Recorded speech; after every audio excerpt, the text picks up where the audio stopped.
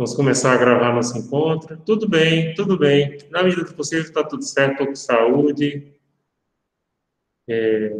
Estamos bem, né? Duas coisas nesse contexto que a gente vê. Se você está com saúde e não está endividado pelo resultado, sim, o resultado Eita, gente, eu agradeço, né? Eu agradeço a todos vocês por essa demonstração de carinho e reconhecimento ao meu trabalho, gente. Fiquei muito emocionado, eu não esperava.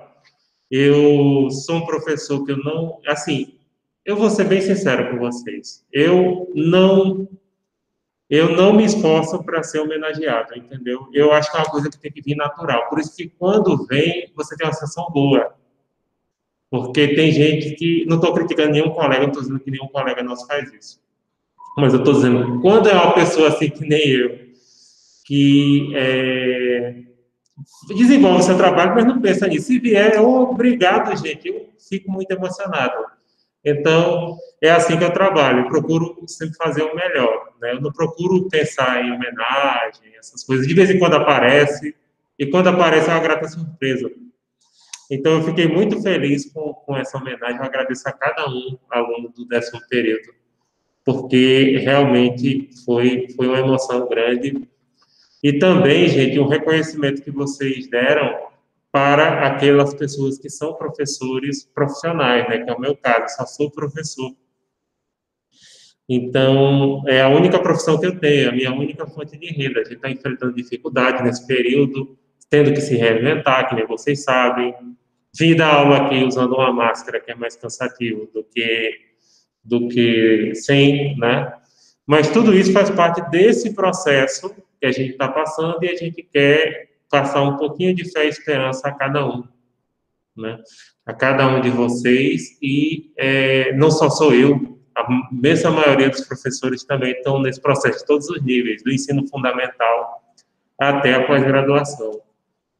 Então, eu fico muito grato também, me sinto homenageado junto com os outros professores que se esforçaram e se esforçam a cada dia nesse contexto que a gente está vivendo. A área de educação foi uma das áreas mais atingidas pelo coronavírus. Infelizmente, muitas escolas, por exemplo, vão fechar, somente escolas pequenas vão fechar, pelas dificuldades que vocês sabem, inadimplência, redução da mensalidade, seja voluntária ou seja judicial, mas isso impacta. Então, a nossa área tem sentido muito, né? E aí, e principalmente o pessoal destacou isso, foi o seu esforço nessa pandemia. Então, eu fiquei muito, muito emocionado e agradeço demais. Professor, eu achei mais que merecido, porque, sério, o senhor é um exemplo de pessoa, tanto de pessoa como professor, porque eu nunca vi um professor tão comprometido com a gente em relação a tudo, seja horário, seja prazo para colocar nota, passar atividade. Então é uma coisa assim que chama muito a atenção, sabe? E eu fiquei muito, muito feliz mesmo, porque eu achei mais que merecido. Parabéns, professor. Obrigado, Vila. Eu agradeço. Só tenho a agradecer mesmo e fiquei muito homenageado não, muito lisonjeado por essa homenagem, né? E vamos, e a gente está aí para continuar trabalhando com vocês mesmo.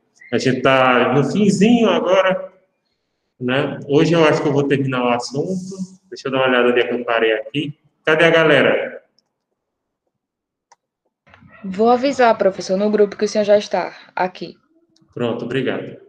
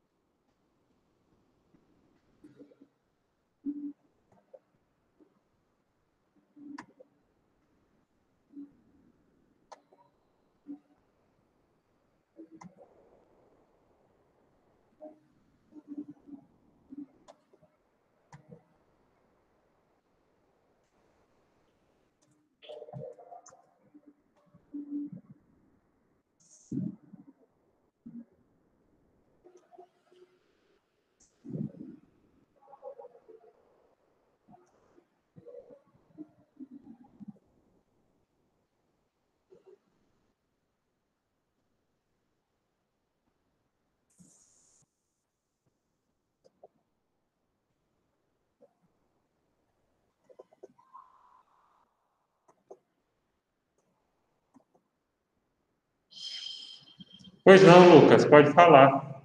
Eu estava procurando aqui o ponto que eu parei, o terceiro de 4. Boa noite, Milena. Boa noite a todos e a todas que estão entrando.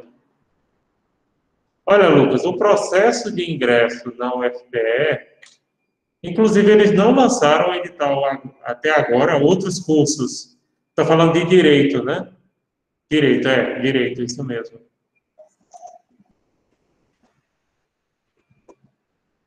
É o seguinte, outros programas, pronto, perfeito, Adair, é bom que aí eu já falo para todos. O programa de Direito da UFPE, por sinal, vou dar uma entrada aqui. Ele ainda não lançou o edital, vários outros programas já lançaram, né? E o que eu saiba, não. Deixa eu dar uma olhada aqui. Programa de pós-graduação em Direito, eu vou colocar. Porque que eu saiba, não lançou. Como é a seleção? Tem muito minicurso. Seleção deles, eu não estou vendo. Inclusive, eu não sei se... Ah, eu não disse. Eu estou co-orientador, né? De uma estudante aqui da ACES que está fazendo mestrado lá. Boa noite, Alisson. Eu estou como co-orientador dela, porque eu fui orientador de graduação, né? E o orientador dela de mestrado é o meu orientador de doutorado. Então, como é o projeto? Como é o processo? O processo você faz 3 provas, basicamente. Você faz uma prova de idiomas, que no caso de direito pode ser inglês, francês, italiano ou alemão, escolhe uma dessas 4 e faz. Se já tiver certificado de fluência, pode substituir, né? Não vale espanhol, besteira. Porque espanhol, se fizer uma prova em cima da gramática, é para torar. Então, você faz uma prova de idiomas. Essa prova de idiomas, geralmente, é para você traduzir 1 ou 2 páginas de um texto da área jurídica. Quando, nos últimos, esses 2 últimos eu não acompanhei, aliás, o último eu não acompanhei não, mas os anteriores, que eu ainda estava fazendo doutorado lá, eles estavam usando a prova de idiomas como peneirão. E aí eles davam 2 horas para você traduzir 2 páginas, tamanho A4, normal, fonte 12 times, e só dava o tempo para você traduzir. Muita gente reclamava que ficava de fora porque não dava para traduzir. Então, tem a prova de idiomas, tem a prova escrita é subjetiva. Nessa prova escrita, você tem que escrever o máximo possível. Pronto, na doutorado, foram 4 questões. Aí eu peguei pautado, igual faz na série. Coloquei 2 questões, 2 páginas de cada, equilibrado, sabe? Foram 4 questões, mas é bem aberta. Eles pedem, é bem dissertativa, sabe? Eles dão os textos e pedem para você colocar. Aí, por último, tem a fase de entrevista e análise do projeto. Aí, a entrevista e análise do projeto, eles vão ver se o seu projeto está construído de acordo com o que o mestrado pesquisa. Não adianta você fazer um bom projeto e não estar de acordo com aquilo que o mestrado pesquisa, senão eles vão dizer, olha, pronto, a gente teve um mestrado aqui da SES, que é em parceria com a Unicap, tinha até um projeto, estava bem interessante, só que aí disse, não, mas Ninguém pesquisa isso. Quem é que vai orientar esse trabalho? Então, isso parece. E aí? Como é que você vai saber o que é que a instituição pesquisa? Por exemplo, ela está fazendo muito seminário dentro daquelas áreas que ela pesquisa. Você pode pedir para assistir aula como ouvinte, 90% dos professores permitem. Eu trabalhei em Alagoas, né, uns 10 anos. E muita gente de Alagoas, colegas meus que trabalhavam lá em faculdades, eles entraram na UFPE pagando aula como ouvinte. A maioria dos professores aceita sem problema, porque ali você conhece os textos e tal. A ACES, sem querer estar puxando o saco da instituição e nem ninguém, é extremamente bem, o aluno da ACES é bem avaliado lá, tá? E, francamente, eita, não vou dizer não, essas coisas que, até porque está gravando. Só vou dizer o seguinte, tem instituição que o aluno chega lá para fazer a prova de mestrado e os professores da federal torcem o nariz. Só dizer isso, por favor, não mencionem, mas com certeza vocês imaginam, né? O daqui da ACES tem muitos professores que já trabalharam aqui, depois fizeram concurso, né? Que eu achava, para ser sincero, que ia acabar sendo o meu destino, né? Tomara fazer um concurso para ter estabilidade, né? E aí, gente, pronto, na minha banca de doutorado, tinha 3 ex-professores que ensinaram aqui na ACES. Então, o estudante da ACES, agora é o seguinte, o bom é você já ter participado de projetos de pesquisa, de extensão, isso aí conta muito no currículo quando eles vão avaliar, sabe? Conta bastante. Então, gente, é basicamente isso o mestrado da UFPE, para você entrar. Tem uma concorrência grande, mas, por outro lado, tem gente que a maioria só faz por fazer, como acontece com muito concurso, né? Então, por exemplo, essa minha orientanda, ela fez o meu grupo de pesquisa, vários períodos, fez grupo de extensão. O meu grupo de pesquisa é a mesma linha uma das linhas do mestrado e doutorado da UFPE, que é a de transição, que eu sempre abordo os textos aqui, né, com vocês. Aí ela passou, está escrevendo a dissertação dela, e aí já vai em umas 150 páginas. Como ela me colocou como co-orientador, como co-orientador não ganho nada, não. Ganho a declaração que eu co-orientei, né? Que o orientador dela mesmo é o professor Bruno Galindo, que também foi professor aqui da SES, né? E é professor hoje do mestrado e doutorado. Então, basicamente, é esse o caminho para o mestrado da UFPE. Entendeu? Perfeito, Lucas. Alguém tem mais alguma dúvida? Sim, o número de vagas geralmente é 4 por linha. E, claro, além de direito, tem outras áreas interessantes para fazer, como direitos humanos, vocês podem fazer, ciência política. Agora, filosofia, se for ciência política, você tem que falar não, ler inglês. Não precisa fala, entendeu? Tem que ler, tem que fazer inglês instrumental. Fiz 2 anos, eu usava a minha bolsa de monitoria para pagar a aula de inglês instrumental. Na época que eu era aluno aqui da SES. Era isso que eu fazia, gente. Aí eu fiz 2 anos. Aí você tem que ler. Por quê? Porque diferente do que os Olavo de Carvalho da vida falam, a ciência política ela é dominada pela escola americana. A escola americana ela trata muito de análise de dados, de fatos concretos. Ela não tem nada de comunismo, ela não discute nada disso. Nada disso. Ela discute, por exemplo, como fazer uma pesquisa eleitoral, ela discute análise de instituições. Pronto. Um livro de ciência política contemporânea que está muito famoso, Como as Democracias Morrem, que é de 2 professores americanos. Vocês já ouviram falar? São 2 judeus. O nome deles é difícil de pronunciar, agora eu esqueci. Eu tenho um livro, é Ziblatt e é um judeu do leste europeu. Né? Assim, de origem, né? Americano, mas é de judeus. Entendeu? Então, ciência política é para quem gosta da escola americana, de análise de dados, de análise de instituições, e tem um bom nível de leitura em inglês. E outra, só faz prova de inglês, ciência política. Agora, a nota de ciência política é 6. Eu fiz mestrado de ciência política, a nota é 6. Eu fiz doutorado em direito, a nota é 4. Como a minha graduação era em direito, e para fins de concurso, para mim era mais interessante fazer o doutorado em direito, entenderam?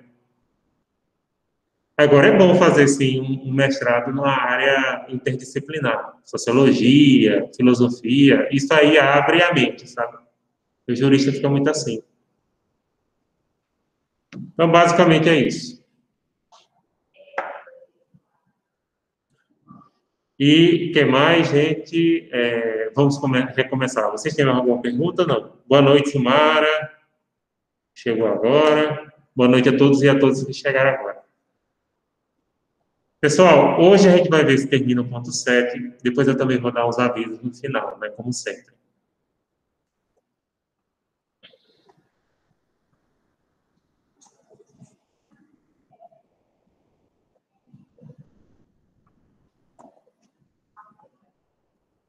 Pronto, eu ia para o 4.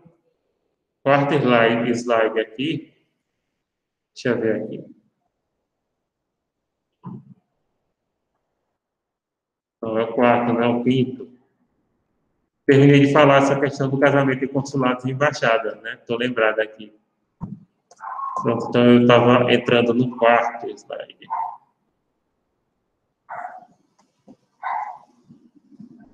Pronto, a partir desse momento, se vocês tiverem alguma dúvida, podem deixar no chat que eu olho depois, ou então podem fazer no áudio, como sempre. Se não estiverem vendo os slides, por favor, me avisem. No caso de nulidade do casamento, tendo os nubentes domicílio diverso, a lei do primeiro domicílio do casal regerá o processo.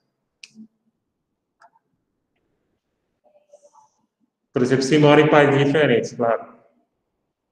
O artigo 7º da Lei de Introdução às Normas, né, a famosa LINDB, também permite que estrangeiros que residam no Brasil casem perante suas autoridades diplomáticas ou consulares. Neste caso, a união é regida pelo ordenamento jurídico estrangeiro. Gente, nesse caso aqui, só pode casar perante autoridades consulares se os dois forem estrangeiros, tá? Porque se for um estrangeiro com um brasileiro, aí tem que casar na justiça brasileira. Na justiça não. Sim, vocês entenderam, né? Perante as autoridades brasileiras, melhor dizendo. Então, por exemplo, 2 italianos que vivem no Brasil resolvem se casar, um casal de italiano. Eles podem casar no consulado da Itália do Brasil, pode casar perante as autoridades brasileiras também, se eles quiserem, pode casar perante as suas autoridades de origem. A escolha deles. Mas se for italiano que mora no Brasil, quer casar com a brasileira ou com outro brasileiro, né? Vamos ser inclusivos aí. Aí, pessoal, ele só vai poder casar perante as autoridades brasileiras, tá? Então, os consulados só celebram casamentos de pessoas da sua nacionalidade. Aí, nesse caso, né, a união é regida pelo ordenamento jurídico estrangeiro, obviamente.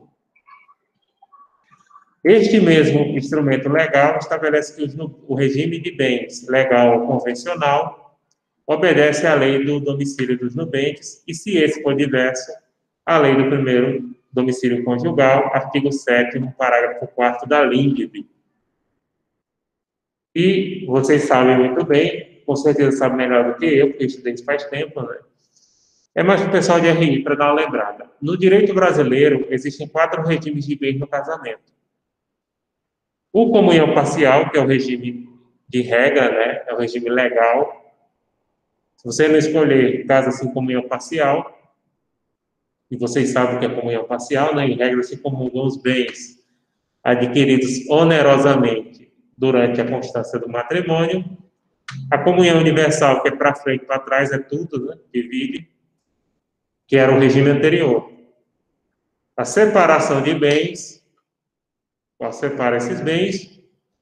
E, por último, a participação final dos aquestos, que geralmente é para casamentos de milionários, né? Que definem quais são os bens que podem ou não ser comungados. E aí faz aquele contrato. Então, esses são os 4 regimes.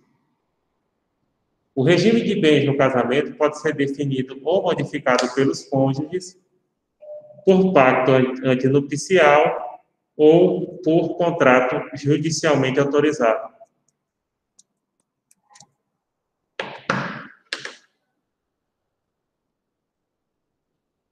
No caso de um estrangeiro que se naturalize brasileiro, este poderá solicitar judicialmente que se apostile a adoção do regime de comunhão parcial de bens. E aí, seguindo aquela regra da apostila de Haia, né, eles fazem um apenso, contando fazendo essa averbação do regime de comunhão parcial de bens, que é o regime legal do nosso país, como vocês bem se lembram.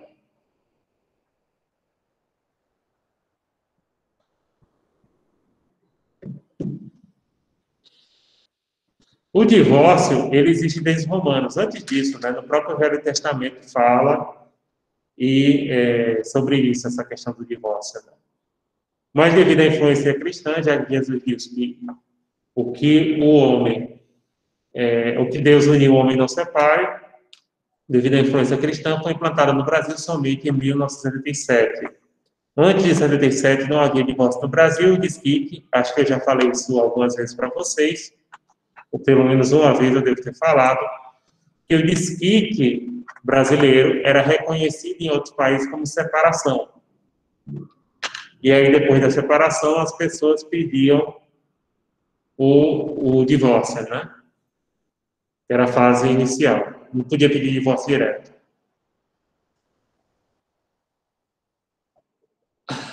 As causas que embasam o pedido de divórcio devem ser solucionadas conforme a lei de tramitação, que é a Lex Fori, né, a lei do foro, da mesma forma em relação à separação de corpos.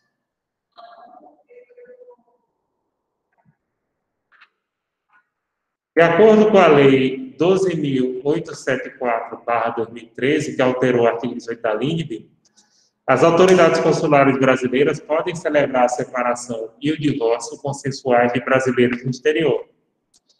Aí, pessoal, se eu não me engano, essa é exatamente a mesma lei que possibilitou o divórcio em cartório.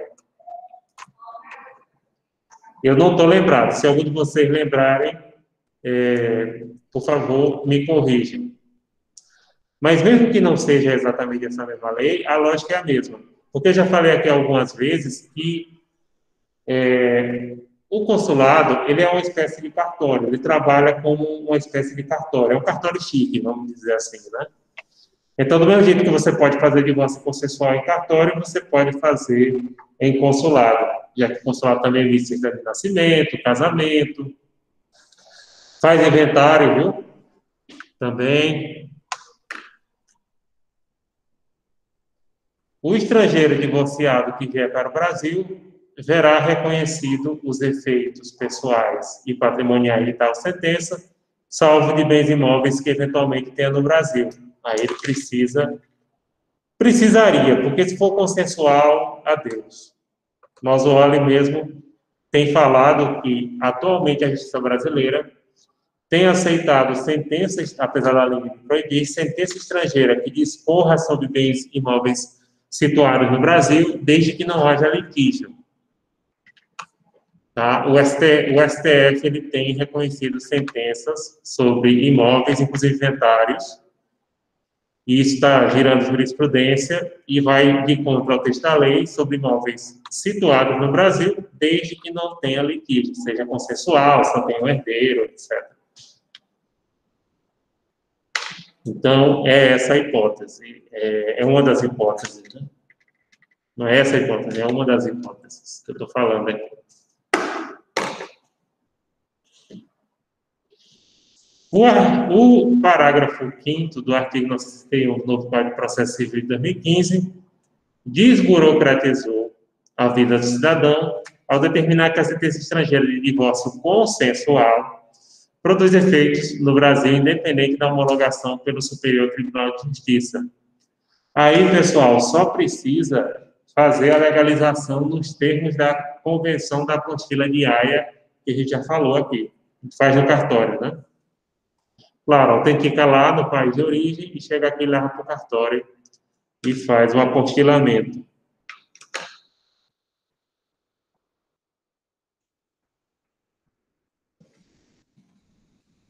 Em 2015, por sua vez, ainda ampliou. A Corregedoria do Conselho Nacional de Justiça editou o provimento número 53, regulamentando e uniformizando nas serventias extrajudiciais de todo o país, ou seja, cartórios, a averbação direta de sentença estrangeira de divórcio, de civil, né? Ou seja, sem a necessidade de assistência de advogado e tampouco de prévia manifestação da autoridade judicial brasileira, e isso ampliou, né? Inicialmente era previsto consensual, hoje em dia, em geral. E aí facilita. Só é levar no cartório, claro, faz a legalização antes de sair, autentica no consulado lá do Brasil naquele país, e aqui chega, leva para o cartório.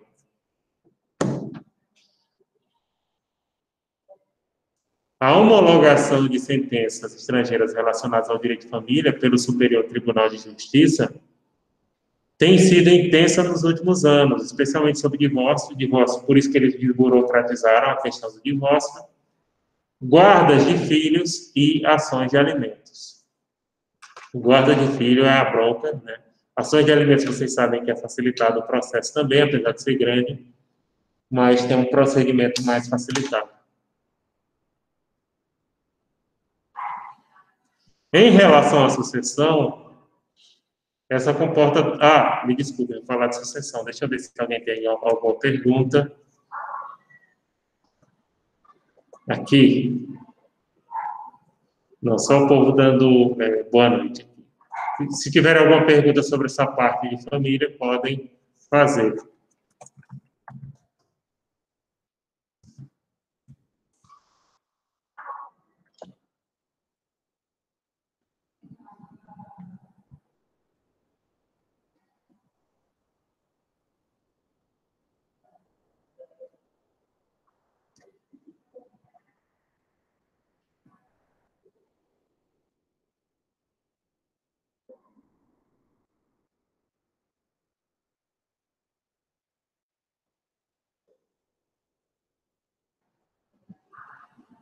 Pronto, tem não, né? Então a gente pode falar de sucessões. Em relação às sucessões, pessoal, no direito internacional privado é o seguinte, que inclusive um aluno, acho que foi da turma 1, ele fez uma pergunta muito pertinente.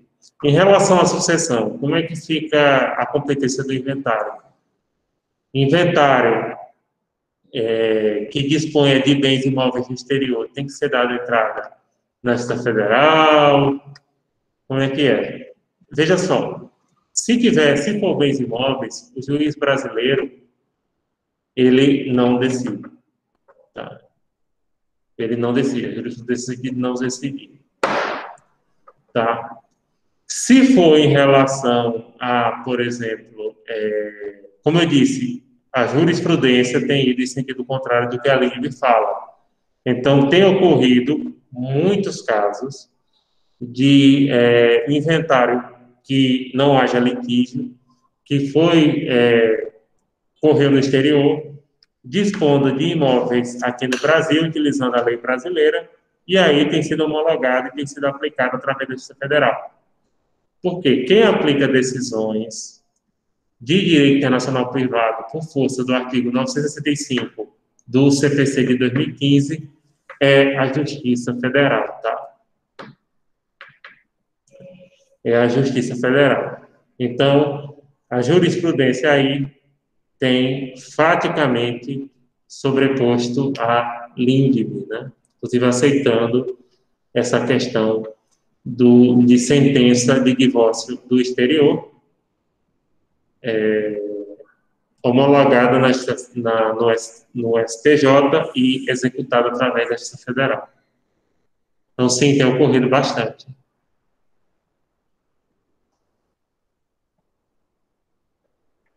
Sim, aí, por exemplo, e no caso de um estrangeiro que tem imóveis no Brasil e que morreu? Aí a família dele quer dar entrada no inventário aqui no Brasil.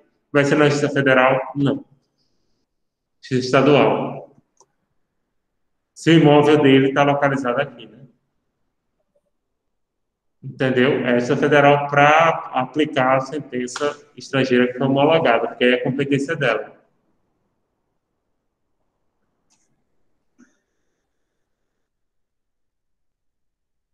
Pronto. Então, vamos agora falar de sucessões.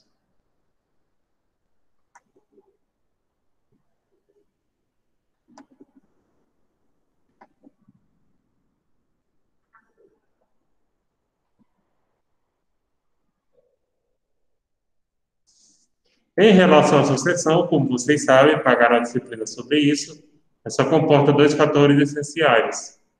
O pessoal, que seria o falecido, o famoso de cujos, e os herdeiros, e o material, patrimônio, seria o patrimônio que ele deixou.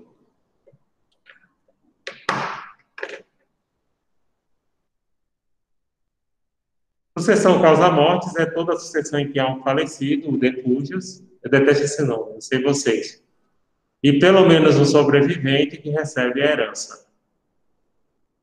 O termo sucessão corresponde ao direito, né, enquanto que herança e espólio ao acervo de bens. É o espólio.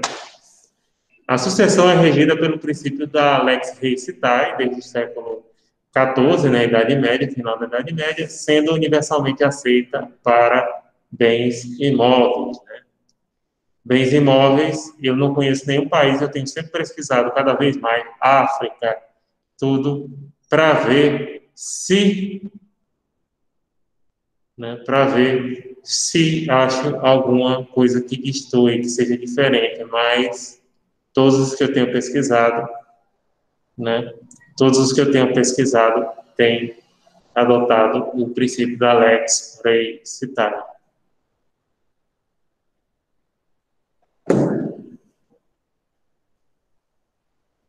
Elementos de conexão utilizados na sucessão. Já aí fazendo uma pontezinha com o que viu no ponto 4, né? Lei da situação dos bens, que é o lex rei citae, rei, né? Para imóveis. Lei da nacionalidade para reger inventário dos países europeus. Então, na maioria dos países europeus, o inventário é regido conforme a lei da nacionalidade do de cujos. Aqui no continente americano, é a lei do último domicílio dos de cujos, que o Brasil adota e que o Código Bustamante também adota, e a maioria dos países do continente, até os que não são do nosso sistema jurídico, como os Estados Unidos, adotam também. Por exemplo, no caso dos Estados Unidos, imagine que o de cujos era um sujeito que nasceu no antigo Império Austro-Húngaro e morreu nos Estados Unidos deixando uma grande fortuna. Aí, se fosse para ele ser regida por uma lei do país que não existia mais, e, nesse caso, é regido pela lei do domicílio.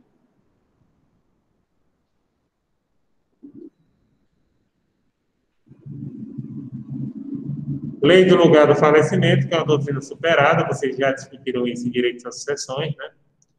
Que antigamente, muito antigamente, se usava essa questão da lei do lugar do falecimento. Porém, se o camarada faleceu num lugar que ninguém sabe, desapareceu, como é que fica, né? Então, essa lei do lugar do falecimento é uma doutrina superada em nossos dias.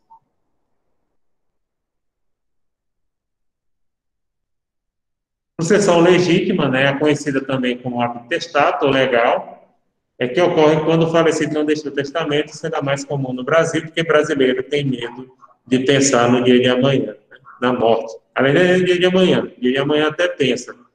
Se não pensasse, não tinha tanto problema de ansiedade em nosso país. Não gosta de pensar na morte.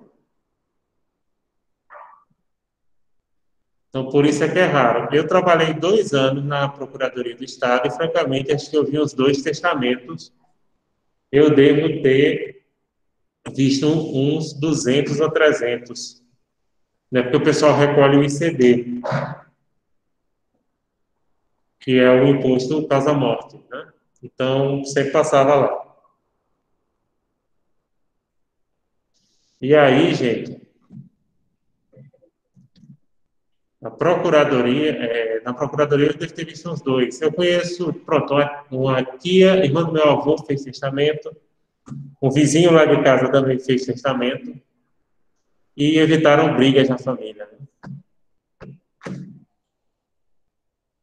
Em geral, a lei do domicílio do decúbito determinará as pessoas e a ordem de sucessão. Um testamento emitido no exterior pode produzir efeitos jurídicos no Brasil? Claro, né? Desde que ele não fira aquelas limitações de aplicação da norma estrangeira, né? Ordem pública, etc. Então, testamento é um ato personalíssimo, unilateral, gratuito, solene e irrevogável, pelo qual alguém dispõe de seu patrimônio para depois de sua morte. Então, esse é o testamento, né? Tipos de testamento de direito brasileiro, apesar que os países que adotam o direito romano germânico é também muito parecido com isso aí. Tem o testamento público, que é feito em cartório, né, que não tem sigilo. Os poucos que eu vi foram públicos. Se algum de vocês já viu o testamento cerrado, que é o de novela, ou particular, me avisem. Cerrado, que é o lacrado, né? Cerrado, inclusive, nota que é parecido com o espanhol. É a mesma etimologia, né? Espanhol fechar é cerrar. Chiudere em italiano. Tá lembrando que nas três línguas que eu falo é diferente, cada um é cerrado em espanhol, fechado em português. Em português também tem cerrado, fechado, mas é pouco usado. Em italiano é chiudere. O chiuso está fechado, é chiuso. Literalmente, se fala é chiuso, é fechado. Está fechado. O lacrado e o particular hológrafo. O hológrafo particular é a mesma coisa. Você pode fazer digitado de próprio punho, etc. Especiais, que são aqueles em extremos, né, que a pessoa passa mal, e aí a pessoa pede, por exemplo, o marítimo, comandante de navio, aeronáutico, comandante da aeronave, militar, o comandante da operação, pelo qual a pessoa está vinculada, né? Ele faz esse testamento em extremos, tem um prazo para você legalizar, se não produzir efeito, ele se revoga, né? Sabem disso. Mas assim, os outros países no sistema jurídico basicamente adotam esses mesmos também.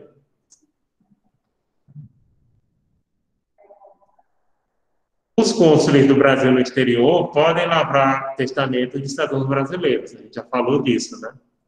Percebam que o cônsul é um tabelião de luxo.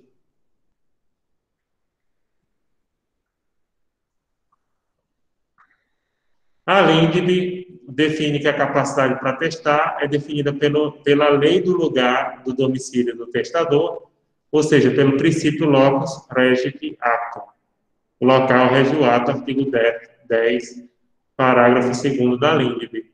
E como eu disse, um testamento feito no exterior, não precisa ser no consulado do Brasil, pode produzir efeitos jurídicos no Brasil, desde que atendidos os requisitos básicos para reconhecimento de qualquer documento emitido no exterior. No Brasil, o testamento público deve ser redigido em português, porque é o vernáculo, é a língua oficial do país, né? Sendo permitido o testamento particular ou cerrado em língua estrangeira, desde que as testemunhas compreendam o seu conteúdo. No testamento particular, são 3 testemunhas, né? Se tiver em língua estrangeira, as testemunhas têm que compreender o conteúdo. É um número ímpar, né? São 3. No Brasil, outros países podem variar, tá? Referências são as mesmas que a gente tem trabalhando, a LINDB, o livro do Delamo atualizado por Augusto Jäger Jr., o livro do Dollinger atualizado por Carmen Tiburcio e o livro do Mausoore. Pronto. Deixa eu ver agora se vocês têm perguntas.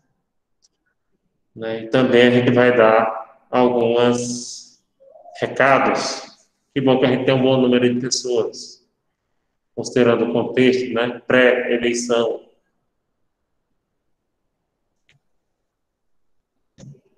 Então, se alguém tiver alguma pergunta, pode fazer no áudio ou no chat que eu estou de olho. Enquanto isso, pessoal, já que a gente reuniu o maior número de pessoas, primeiramente eu quero agradecer a questão do 10º período de Direito, que muito homenageado, estava falando isso aqui no começo, como patrono dos formandos, né? Fico muito satisfeito, quero agradecer a cada um e a cada uma. Fiquei muito emocionado, não esperava ter esse reconhecimento, e fiquei muito feliz e bastante emocionado por isso. Então, eu agradeço a cada um e a cada uma, e fiquei muito, muito emocionado mesmo com esse carinho que vocês mostraram, principalmente o pessoal me comunicou que isso ocorreu devido à minha postura nessa pandemia com vocês, no qual realmente a gente, não só eu, como eu estava falando aqui no começo, mas a imensa maioria dos professores que eu conheço de todos os níveis nessa instituição, instituições públicas, privadas, tem se esforçado, tem se reinventado a cada dia, aprendendo a usar ferramentas que não usava, dando aula de máscara. Tudo isso são pequenas coisas que a gente faz, pensando sobretudo nos nossos alunos e de tentar oferecer para vocês o melhor possível. Então, gente, meu muito obrigado a cada um e a cada uma de vocês, né, que reconheceram o nosso trabalho e, como eu disse, eu me sinto um representante da minha categoria, da profissão que eu escolhi, já que eu sou apenas professor, né, nessa homenagem que vocês prestaram à nossa pessoa. Então, meu muito obrigado, viu? Muito, muito obrigado. Pessoal, tem mais algumas coisas que a gente tem que falar para vocês, que é o seguinte: primeiramente eu queria falar em relação a faltas. Eu lancei as faltas de outubro, das atividades de outubro. Eu só estou lançando faltas por atividades, tá? Não estou lançando falta nessa frequência aqui que a gente faz. Até o próprio, inclusive eu estava agora lendo, memorando adicional, ele recomenda que a gente faça a frequência principalmente baseada em atividades, porque nem todo mundo pode estar assistindo a aula síncrona como essa, né? A aula ao vivo, a live. Então, nem todo mundo pode estar. Então, a gente está fazendo isso. Agora, já tem alguns colegas de vocês que estão reprovados por falta. O que é que eu recomendo nesse caso? Façam o exercício de complementar da segunda unidade até o dia 1º de dezembro. Antes do dia 5, eu vou retirar esse excesso de faltas. No caso de vocês, o excesso de faltas é o que passa de 8. Aí eu só deixo as 8, tá? O que passar, agora façam. Eu quero pedir a colaboração de vocês para avisar aqueles colegas que não estão podendo frequentar, seja porque estão fazendo campanha, seja por algum outro motivo. De fato, eu entendo que existe um certo cansaço agora no final do ano por todos, não só por vocês, mas pelos professores também. É natural isso aí, mas não deixem de fazer. Também vocês estão no 10º período, então não deixem de fazer, tá, gente? Avisem aos colegas que vai estar disponível até o dia 1º do 12. A coordenação mandou um memorando, que era justamente esse que eu estava lendo, informando que as provas de vocês vão ocorrer a partir do dia 30. Então, no caso da turma de vocês, a gente já sabe qual vai ser a data da prova. Dia 3 de dezembro, tá? Dia 3 de dezembro. A prova vai ter 4 questões, vão se responder em 2. Qual vai ser a novidade dessa unidade? O estilo de prova é o mesmo. Uma coisa que eu quero pedir para vocês é o seguinte: como sempre, cada um redija a sua prova. Podem discutir em conjunto, a prova é aberta, todo mundo sabe o conteúdo, né? Mas cada um redige a sua com as suas próprias palavras.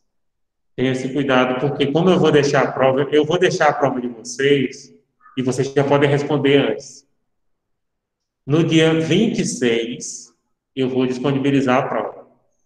Semana que vem, dia 19, já que eu terminei o assunto agora, eu só faço a revisão, tá?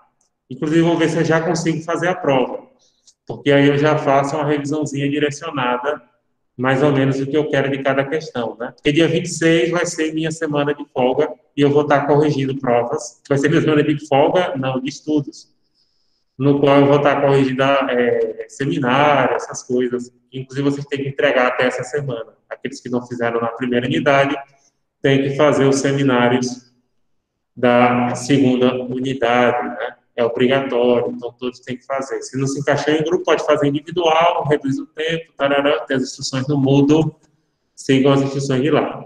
Então, semana que vem, dia 19, eu faço a revisão. Se eu conseguir fazer a prova daqui para lá, eu já dou a dica em cima do conteúdo da prova. Dia 26 vai ser entrega de seminários. Não tem encontro meu, não vou estar ao vivo. Semana que vem eu vou estar ao vivo aqui também. E dia 3 eu não vou estar ao vivo, só vou estar recebendo e corrigindo as provas. Então, qual é a diferença? Reparem o seguinte, a metodologia é a mesma. 4 questões para responder 2, vocês escolhem 2. Agosto, aquela limitação de 5 a 15 linhas. Redige com as suas próprias palavras. Não copiem dos colegas, não empreste sua... Isso já deu bronca. Não empreste a sua própria colega. Quer discutir com o colega, discuta. Mas de beleza, fulano, vamos marcar aqui, vamos discutir, seja no Meet, seja no WhatsApp, vamos discutir a prova, mas cada um escreve a sua. Tá? Tenha esse cuidado de não andar deixando a sua prova de bobeira, repassando a sua prova aí, porque a gente já deu uma bronquinha na primeira unidade em relação a isso, né? Teve um probleminha. Alguns probleminhas. Então, cada um faz a sua.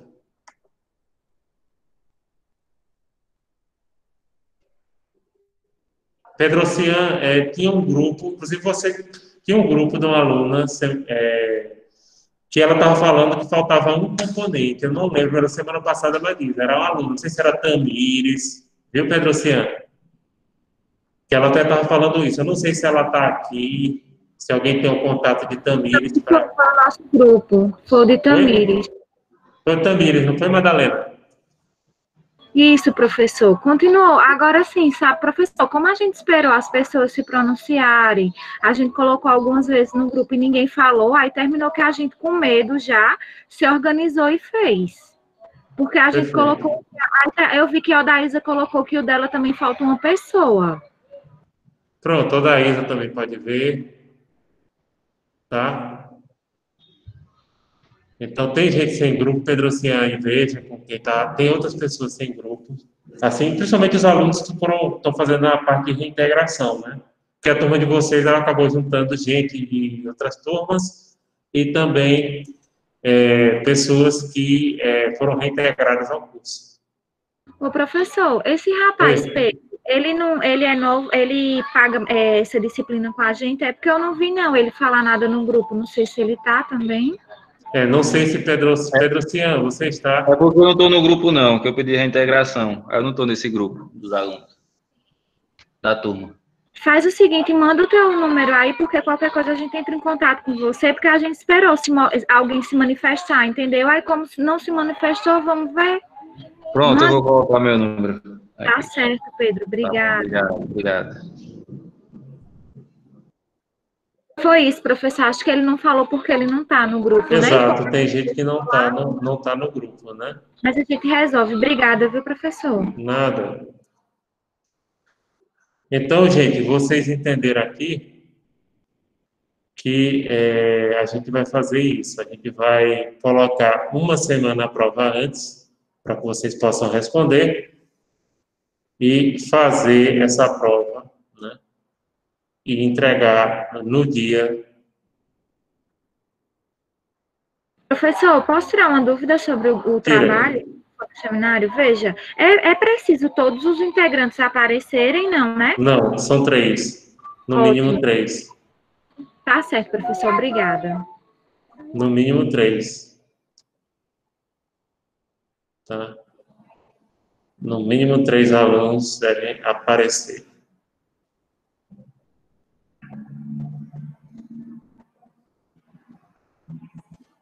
Então, pessoal, basicamente é isso. Deixo meu apelo para que façam exercício complementar da segunda unidade. Não esqueçam de fazer esse exercício complementar da segunda unidade.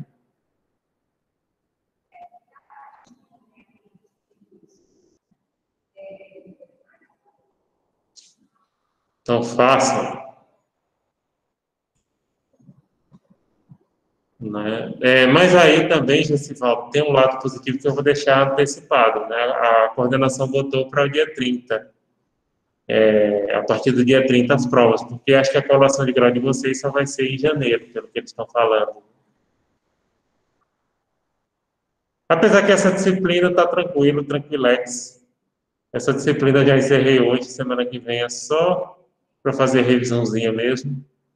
E aí, em seguida, entregar trabalho e prova. Então, aí eu aconselho vocês que estão estudando na OAB que façam antes. E aí já é bom que já deixem antes, né? Vocês podem entregar até o dia 3 de dezembro, mas eu vou deixar dia 26, tá?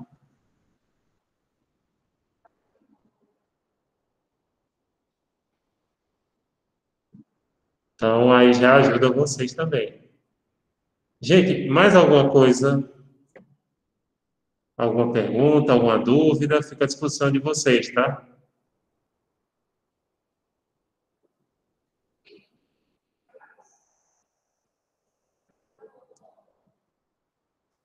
Então, gente, meu muito obrigado a cada um e a cada um de vocês pela homenagem, né? E deixo aqui o boa noite. Quem quiser sair já pode sair. A gente encerra por aqui. Boa noite a todos e a todas e até semana que vem com a nossa revisão. Obrigado.